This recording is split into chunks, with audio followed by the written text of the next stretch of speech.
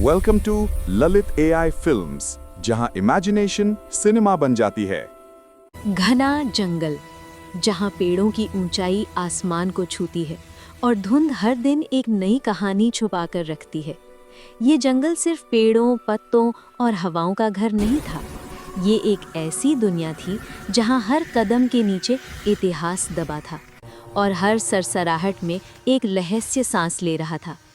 इसी अनजाने, अनदेखे, अनसुने जंगल में रहता था नायक, एक युवा रहस्यमयी योद्धा। उसकी आंखों में एक अजीब सी गहराई थी, जैसे वो जंगल को सिर्फ देखता नहीं बल्कि महसूस करता था। मानो हवा का रुख बदलने से पहले ही उसे आने वाले खतरे का पता चल जाता हो। उसके पास न गांव था, न परिवार, न कोई साथी। सिर्फ दो चीजें उसके साथ थीं, उसका तीखा धनुष और वो प्राचीन तलवार जिस पर पुराने जंगल के भूले बिसरे चिन्ह उकेरे हुए थे। एक ऐसा हथियार जो शायद उससे भी पहले इस जंगल का हिस्सा रहा हो। दिन शांत थे, जंगल शांत था और नायक का जीवन भी। लेकिन शांति कभी हमेशा नहीं रहती। एक दिन जंगल की धुंध में एक दर्द भरी सिसकी गूंजी, ऐसी सिसकी जिसने हवा तक की चाल रोक दी। नायक झाड़ियों को चीरता हुआ आगे बढ़ा। उसके कदम हल्के थे, लेकिन दिल में बेचैनी भारी होती जा रही थी। और तभी उसने देखा एक छोटा नन्हा हिरण, जिसके पास उसकी माँ का ठंडा, शांत पड़ा शरीर था। बच्चा कांप रहा था।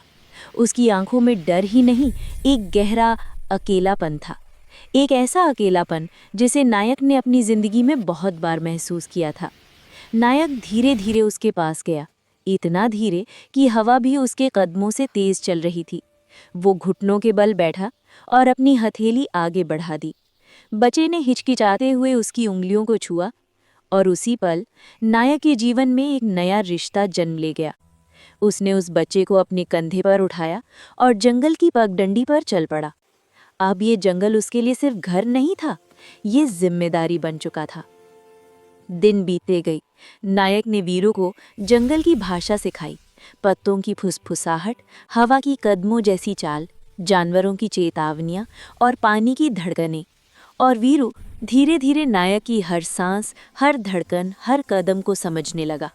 लेकिन हर कहानी में एक अंधेरा आता है, एक ऐसा पल जो कहानी की दिशा बदल देता है। रात का गहरा सन्नाटा था, जंगल सोया हुआ था और वीरू नदी के किनारे चुपचाप पानी पी रहा था और नायक गहरी नींद में था, थका हुआ लेकिन निश्चिंत। लेकिन अंधेरा कभी चुपचाप नहीं रहता। धुंध के बीच से एक भारी अजगर सरकता हुआ आया। उसकी आंखें ठंडी थीं और उसकी चाल इतनी खामोश कि रात भी उसकी मौजूदगी न सुन सकी। उसने वीरू को देखा और एक झटके में अपने विशाल भारी शरीर में उसे लपेट लिया।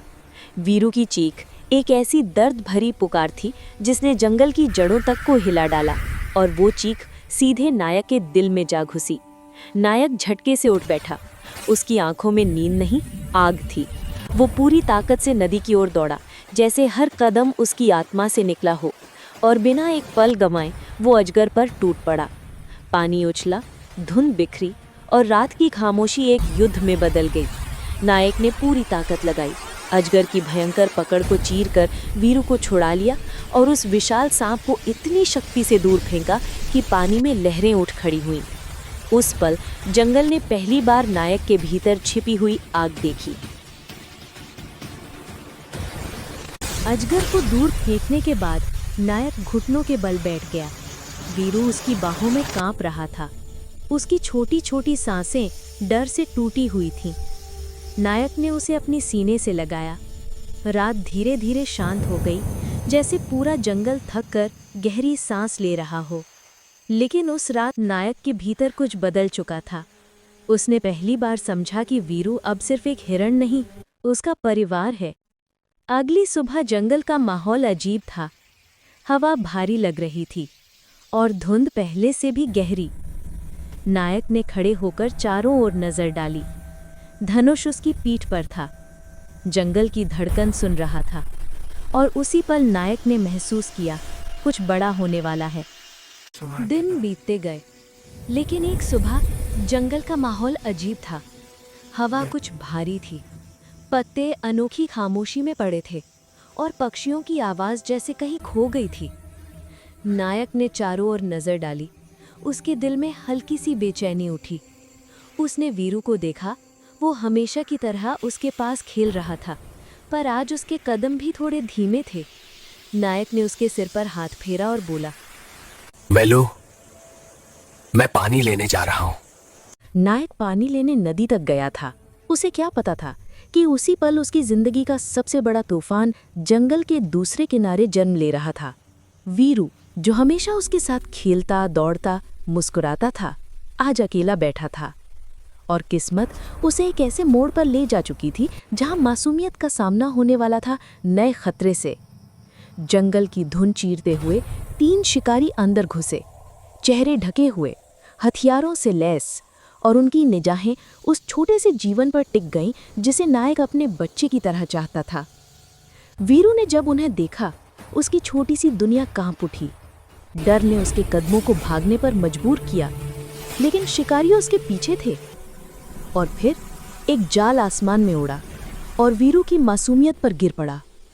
उसकी चीख जंगल को फाड़कर नायक के दिल तक पहुंची। नायक दौड़ा, पूरी ताकत से दौड़ा, हर सांस में सिर्फ एक ही आवाज,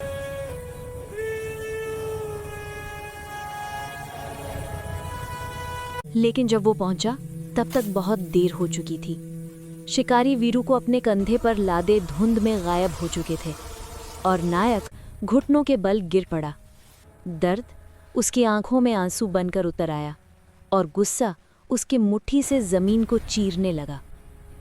उस पल उसका दिल सिर्फ एक ही बात कह रहा था, अब ये जंगल मेरे क्रोध का साक्षी बनेगा।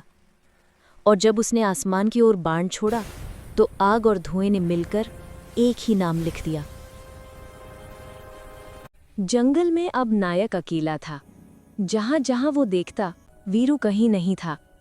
दिन रात यही सोचता कि वीरू किस हालत में होगा, लेकिन अब वो वीरू की तलाश में निकल चुका है। उसे उन शिकारी और वीरू के पद चिन्ह मिले और टूटी हुई रस्सी। फिर दूर उसे एक खाली कैंप दिखाई दिया। नायक ने जलता हुआ तीर धनुष पर चढ़ाया और गुस्से में सीधे कैंप पर छोड़ दिया। तीर लगते ही कैंप आग की लपटों में जल उठा। नायक ने जलती आग को देखा और धीरे से बोला, वीरू, मैं तुम्हें ढूंढ कर रहूंगा। वो तुरंत जंगल से निकलकर एक छोटे से शहर की ओर बढ़ा, जहां लोग, दुकानें और हलचल थी। तभी उसकी नज़र एक दुकान पर पड़ी। वो भीड़ के बीच पहुंचा और उस दुकानदार से पूछा, गोलबारी, तुमने एक छोटे से हिरान को देखा? दुकान वाला उसे सब कुछ बता देता है। दुकानदार की बात सुनते ही नायक गुफा की ओर भागा और फिर आगे जाते ही रास्ते में हिरण की कुछ चिन्ह मिले। और फिर आगे चलकर नायक को दूर से एक गुफा नजर आई। अब नायक उस गुफा के अंदर धीरे धीरे जाता है और आगे शिकारी ग्रुप सावधान हो जाता है और कुछ शिकारी और नायक के बीच लड़ाई शुरू हो जाती है।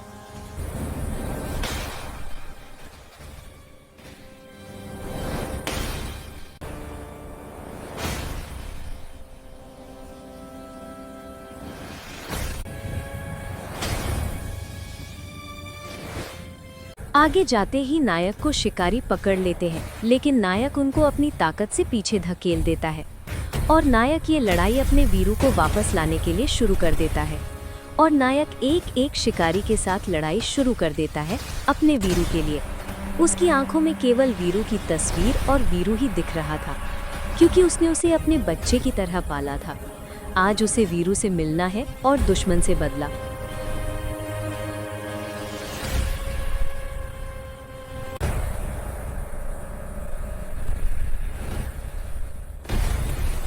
शिकारियों से मुकाबला करने के बाद नायक जैसे ही गुफा में आगे बढ़ता है, नायक को वीरू बंधा हुआ दिखाई देता है।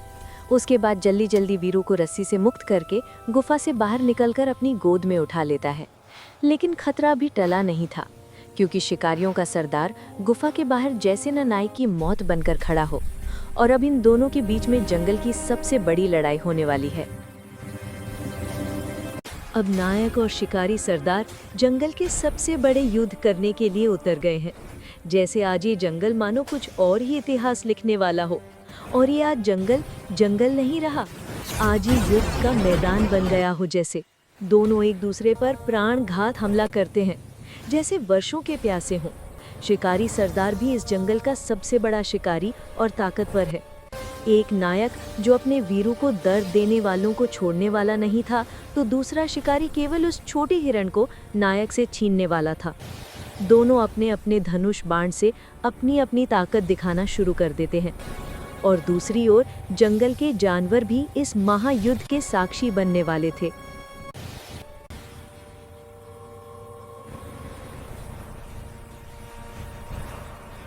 शिकारी सरदार अपना खतरनाक हथियार निकाल देता है और वो अब तक का सबसे बड़ा हमला कर देता है, और तीर सीधा नायक के जा लगता है, जिससे नायक दर्द से कर रहा होता है।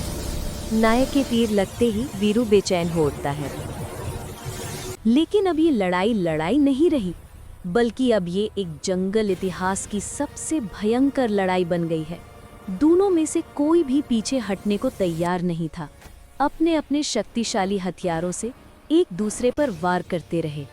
जंगल खामोश, लेकिन चारों ओर हथियारों की गूंज, चारों ओर बारिश के साथ बाणों के बारिश भी आज मानो जंगल को उजाड़ रहा हो। दोनों के बाणों में इतनी शक्ति है कि पूरे जंगल को खाक कर दे। लेकिन असली शक्तिशाली वो ही होता है जिसके साथ सब खड़े हों, नियति भी उसके साथ हो। नायक अब अपना सबसे शक्तिशाली बाण निकालता है, और अब वो समय भी आ गया जिसका पूरा जंगल इंतजार कर रहा था। नायक के तीर से निकला बाण सीधा शिकारी सरदार के जा लगता है। शिकारी सरदार उस बाण के आगे ढेर हो जाता है। शिकारी सरदार के ढेर होते ही जंगल के जानवर खुशी से झूम उठे, और नायक अपने वीरों को सही सलामत पाने के बाद अपने गमहीन माहौल के साथ खुश हो गया।